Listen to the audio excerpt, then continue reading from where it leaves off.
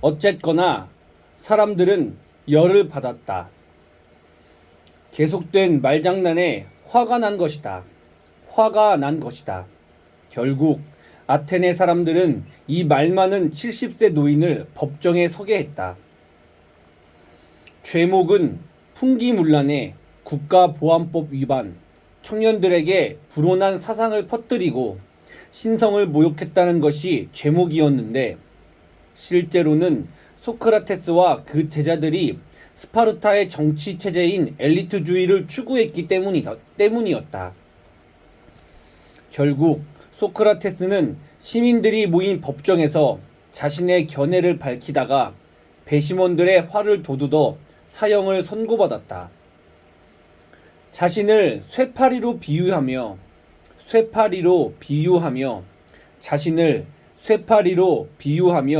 잠든 거대한 말인 아테네를 깨우는 일을 한 것뿐이라고 변명한 것이다. 소크라테스는 사형을 선고받고도 충분히 도망칠 기회가 있었으나 자신의 말과 행동을 일치시키기 위해 사형을 받아들였다.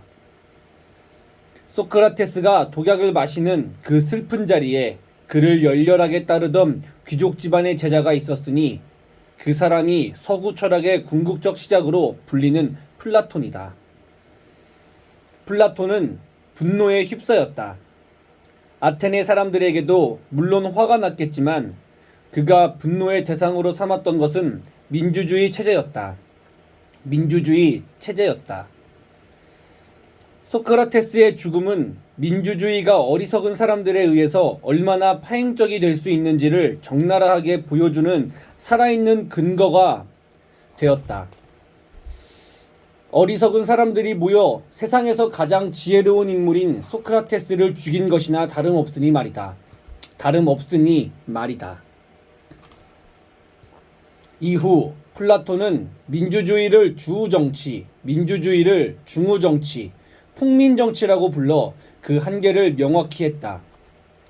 폭민정치는 난폭한 민중들이 이끄는 정치를 뜻한다. 이렇게 파행적인 민주주의 대안으로 플라톤이 제시한 정치 체제는 철인 정치였다. 철인 정치는 지혜와 덕을 갖춘 사람에 의해 통치되는 정치 형태다. 여기서의 철인은 지혜를 사랑하는 사람이라는 뜻으로 철학자를 의미한다. 여기서의 철학자는 오늘날의 의미처럼 철학과 박사 과정을 나온 사람이라는 협소한 의미가 아니라 지혜를 사랑하는 사람이라는 넓은 의미를 갖는다. 플라톤은 사회를 농민 계급인 생산자, 군인 계급인 수호자, 통치자인 철인왕으로 구분해서 지혜를 사랑하는 덕이 있는 자에 의한 절대적 통치를 꿈꿨다. 우리는 민주주의가 당연히 최선의 정치 체제라고 알고 있다. 오늘날 독재나 엘리트주의를 주장하는 사람은 비정상적인 사람으로 보이며 단지 사회에 불만이 많은 사람으로 보인다. 사실 이는 우리가 자유민주주의를 최선의 가치로 평가하는 국가에서 탄생한 이유가 크다. 정규교육은 객관적인 사실을 전달하려는 목적을 가지고 있는 것이 사실이지만 이와 동시에 국가의 이념과 가치를 교육하는 역할도 수행한다. 공산주의 국가인 중국에서는 공산주의를 최선의 가치로 교육하고 중세의 기독교 사회에서는 정규 과목에 성경 공부를 포함시켰다.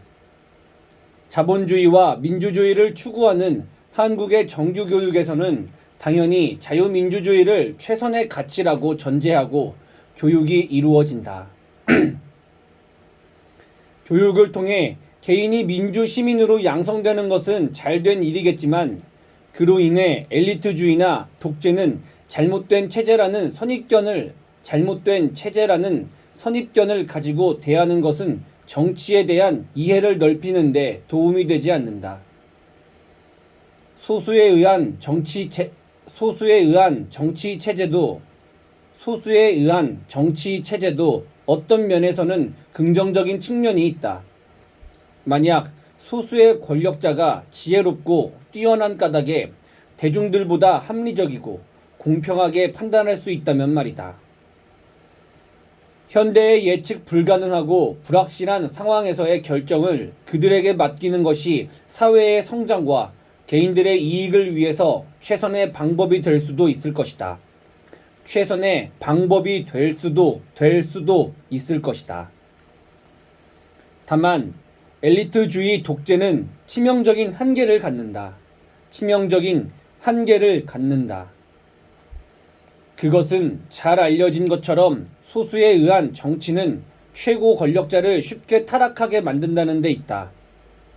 불완전하고 갈등이 끊이지 않는 체제임에도 불구하고 현대 사회에서 민주주의가 채택되고 유지되는 것은 인류가 역사적 경험들을 통해 소수의 독재가 얼마나 치명적인 문제점과 한계를 갖는지를 확인했기 때문이다. 고대와 중세의 절대군주 아래서 백성들은 노예였으며 근현대에 등장한 독재자들 독일의 히틀러, 소련의 스탈린, 중국의 마오쩌둥, 북한의 세습적 독재자들은 개인적 실책과 부패로 인해 민중을 폭력적 상황에 처하게 만들었다. 독재와 민주주의 비교. 지금 우리에게 필요한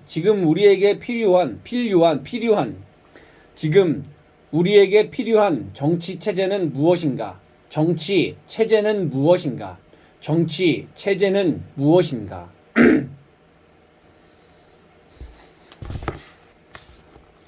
이제까지 우리의 정치적 의사결정 방식의 두 측면인 민주주의와 엘리트주의에 대해 각각 알아보았다.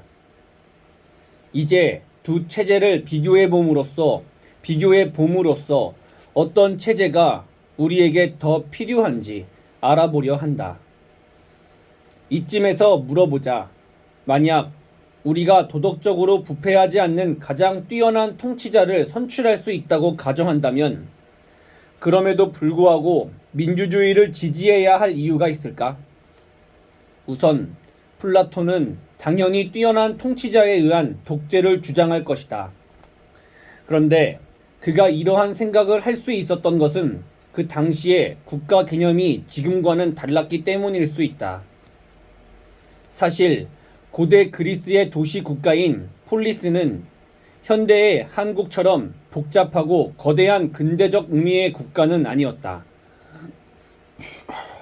차라리 윤리적인 전통적 공동체라고 볼 수 있다.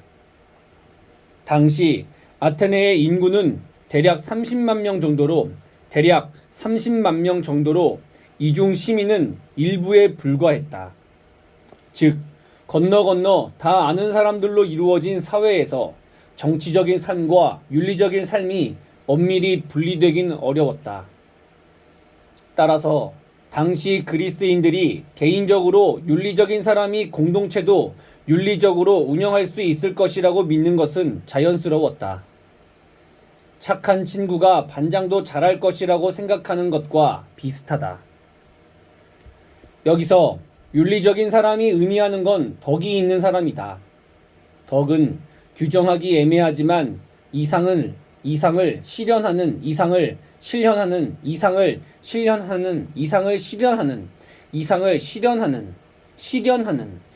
애매하지만 이상을 실현하는 인격적 능력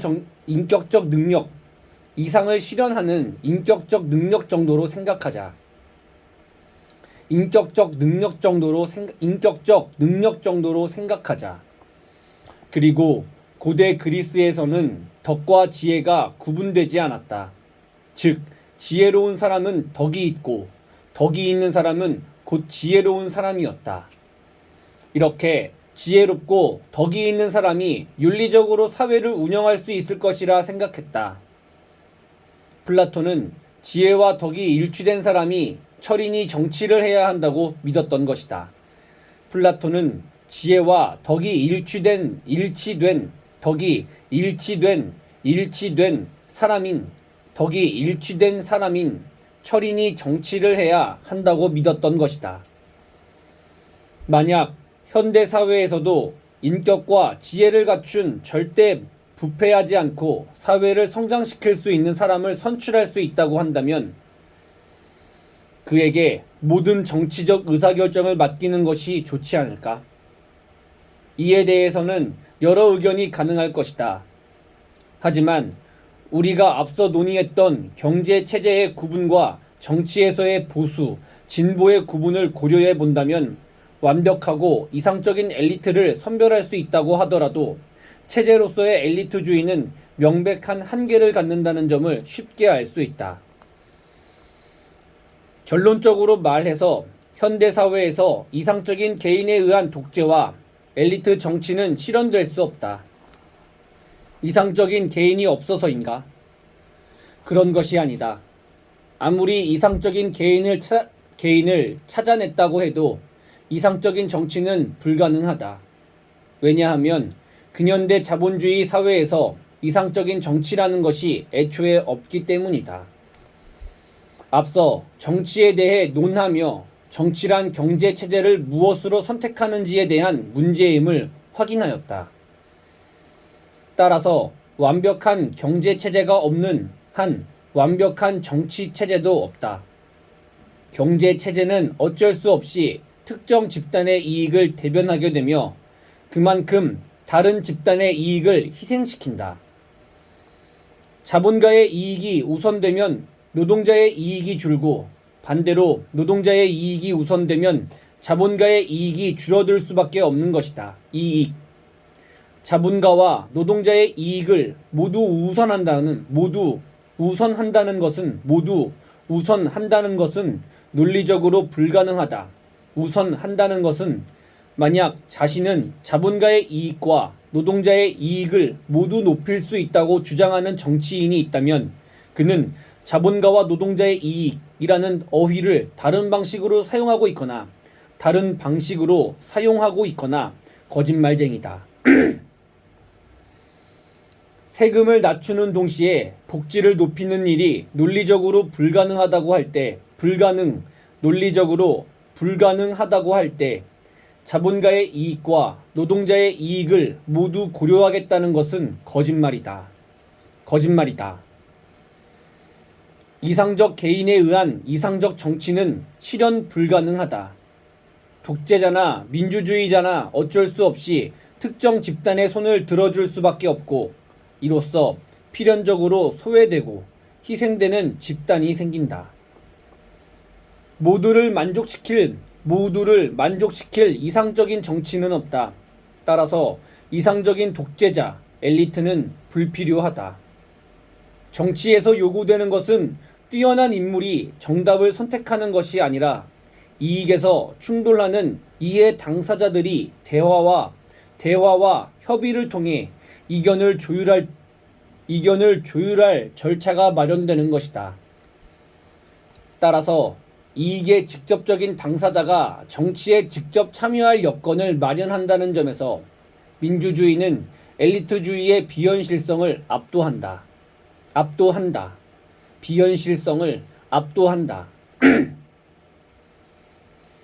그래서 독재와 엘리트주의가 현실화되었을 때 사회 전반에 심각한 문제점을 일으킨다. 첫째, 특정 집단의 이익을 대변함으로써 그것이 자본가이건 노동자이건 이익 분배에서 배제된 다른 집단의 불만을 고조시킨다. 둘째, 엘리트주의는 스스로의 완전 무결성을 유지하기 위해 그런 불만을 가진 집단을 필연적으로 억압한다. 셋째, 이런 억압을 정당화하거나 대중에게 알려지는 것을 막기 위해 권력자는 정보를 은폐하거나 왜곡한다. 넷째, 정보의 은폐와 왜곡을 숨기기 위해 국민들에게 왜곡된 정보가 사실인 양 과장해서 교육한다. 다섯째는 이러한 교육을 받으며 성장한 편협한 사람들이 성인이 되었을 때 그들 스스로가 사회의 합리적 선택을 방해한다.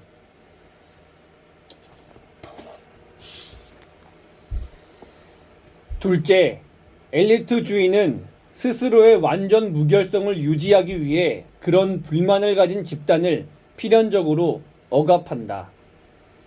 셋째, 이런 억압을 정당화하거나 대중에게 알려지는 것을 막기 위해 권력자는 정보를 은폐하거나 왜곡한다.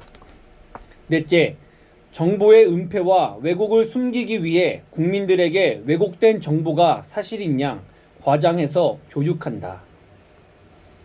다섯째는 이러한 교육을 받으며 성장한 편협한 사람들이 성인이 되었을 때 그들 스스로가 사회의 합리적 선택을 방해한다. 결국 사회는 병든다. 실제로 이러한 사회가 있는가? 어떤 사람들은 북한을 생각할 것이고 어떤 사람들은 한국 근현대를 생각할 수도 있다. 또 다른 사람들은 남미나 쿠바를 떠올릴 수도 있다. 어쨌거나 독재나 소수 엘리트에 의한 이상적 사회는 허구인 것만은 사실인 듯하다. 자유민주주의, 공산주의, 사회민주주의. 경제와 정치는 어떻게 결합되는가? 지금까지 정치 체제로서의 민주주의와 독재, 엘리트주의에 대해 알아보았다. 이제 민주주의와 독재주의를 경제 체제와 연결해 보자. 기본적으로 하나의 정치 체제는 하나의 경제 체제와 연결된다. 가능한 조합은 아래에서 보듯 네 가지다. 자본주의, 사회주의, 민주주의, 독재, 엘리트주의. 익숙한 조합부터 살펴보자. 우선 1은 경제 체제는 자본주의, 정치 체제는 민주주의를 선택한 사회다. 이를 자유민주주의라 한다. 자유민주주의에서의 자유는 신자유주의에서의 자유와 마찬가지 의미로 시장에서의 자유다. 자유민주주의는 인간의 자유를 추구해서 자유민주주의이고 북한은 인간의 자유를 인정하지 않기 때문에 체제명을 자유를 붙이지 않는 것이 아니다. 현대사회에서 자유라고 할 때 그것은 거의 언제나 자본의 자유, 시장의 자유를 의미한다. 자유민주주의는 일단 기본적으로 시장 경제를 추구하는 동시에 정치적 의사결정 방식이다. 수가 참여하는 민주주의 체제인 것을 말한다. 대표적으로는 한국, 일본, 미국이 있다. 다음으로 익숙한 조합은 이다. 우리에게 이 사회가 익숙한 것은 가까이에 북한이 있기 때문이다. 이는 경제체제는 공산주의, 정치체제는 독재주의를 선택한 사회다. 이 사회는 공산 독재주의라고 부르지 않고 그냥 공산주의라고 지칭한다. 사실 공산주의나 사회주의가 독재적인 형태만 띠는 것은 아니기 때문에 독재적인 공산주의를 단순히 공산주의라고 부르는 것은 혼란의 여지가 있다. 다만 일반적으로 그렇게 지칭함으로 우리도 독재적인 공산주의를 공산주의라고 부르기로 하자. 엄밀히 구분하면 공산주의는 실제로 민주적 절차를 인정하지 않는다.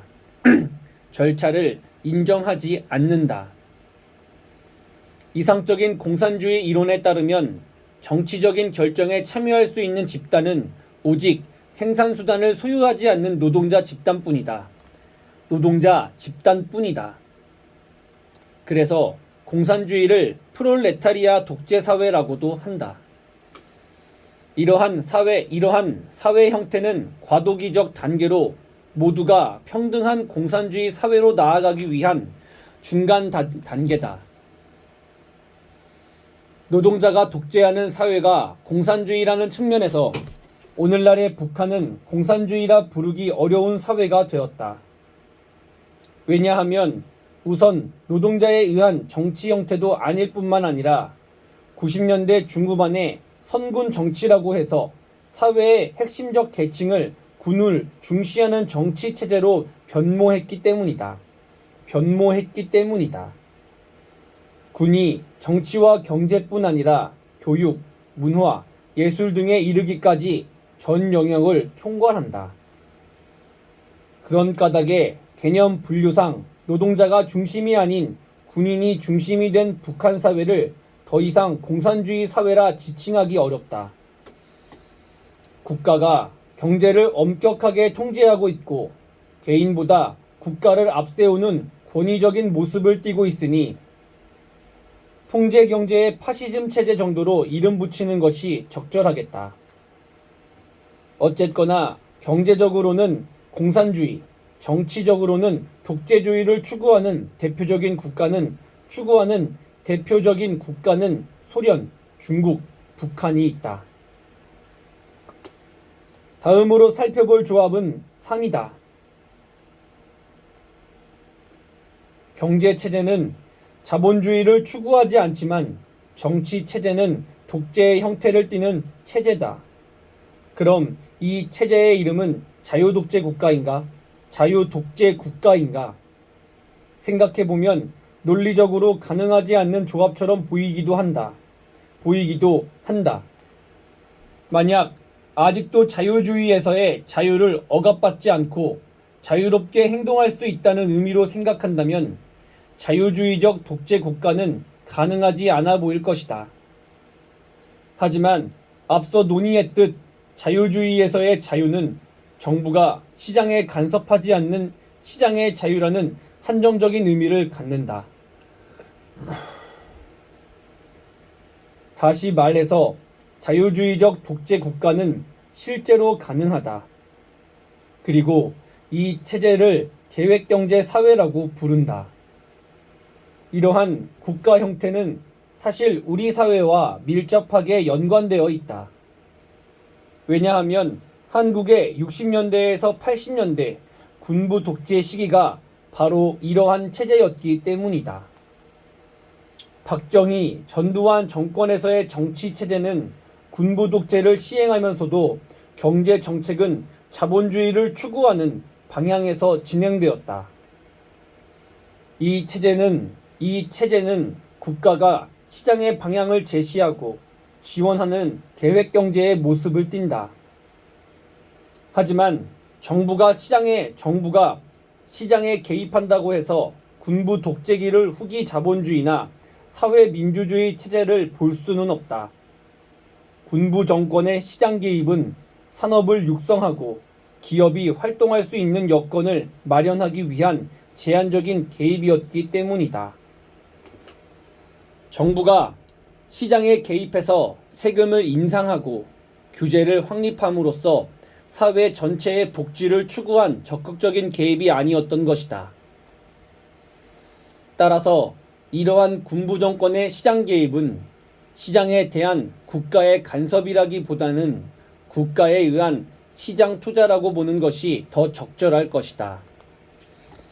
정리하면 한국 현대사의 군부 정권은 시장의 확장을 추구한 자본주의적 독재 정권이었다. 물론 한국에서의 군부 정권이 시장의 방향성을 제시하고 개입함으로써 얻은 성과에 대해서는 의견이 분분하다. 그 평가에 대해서는 이 책에서 직접적으로 다루지 않는다. 다만 우리는 경제와 정치에 대해서 이해하게 되었으니 판단은 이를 바탕으로 각자가 해야 할 것이다. 읽고는 있지만 무슨 말인지 모르겠다.